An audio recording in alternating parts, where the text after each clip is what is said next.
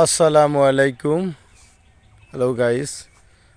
গ্রাম মানেই সুন্দর।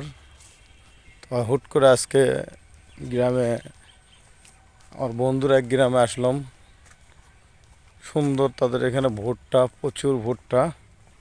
ভুট্টার গাছগুলো এগুলো মাথা কাটছে, খুবই সুন্দর। পরে এখানে ক্ষেতের জায়গা। সত্যি কথা বলতে গ্রাম যে কত সুন্দর, আসলে গ্রামে মায় পড়েনি এমন কোনো লোক খুঁজে পাওয়া খুব টাফ। আমরা এখন ক্ষেত থেকে ঘুরতে ঘুরতে নদীর ধারেতে যাচ্ছি। নদী এখন শুকিয়ে পুরো চর হয়ে গেছে। এই যে পুরো নদী আর নাই, পুরো চর।